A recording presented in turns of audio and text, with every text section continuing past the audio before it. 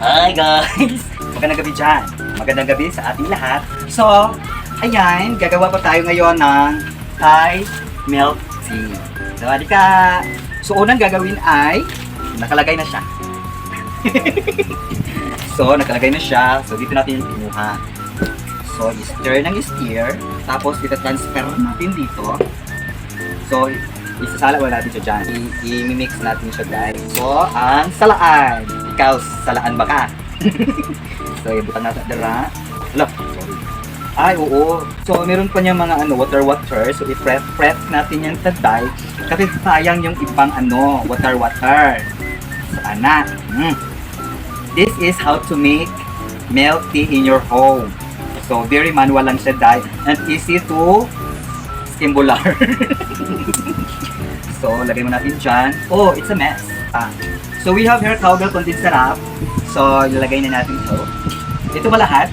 Okay. Let's get it on. Ito sayang yung mga laman-laman ito. Kasi naalala ko yung kabataan ko. Pagkatapos nagawa ng mga ganito, kami yung kinukuha namin yung yung lata. Saka, bibili kami ng tinapay sa tindahan at ginawa ng palaman. Ganon! Ito pa yan, sayang. Ayan. Ay, ma.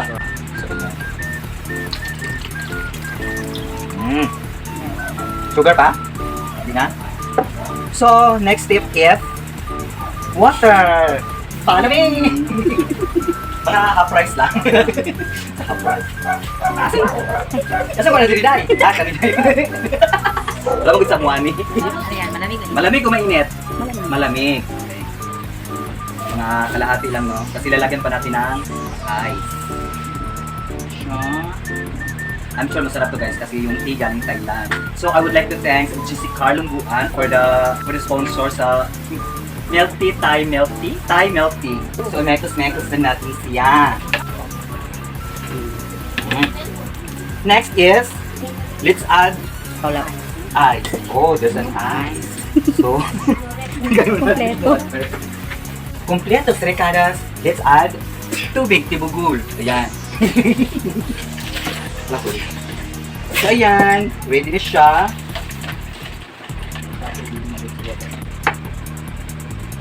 Shot puno.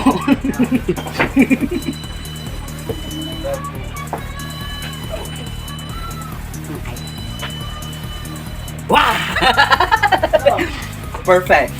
Hindi pa siya masyadong malamig kasi kakalagay lang ng ice. Pero yung lasa niya para talagang yung sa mga coffee shop, yung sa mga milk tea. Ha? Sawadi ka. Jesse Carlong Buan, kapong ka. May maamandek, bukas, no? Kaya mo. Ito na yung mga... Hi! Kain tayo, guys!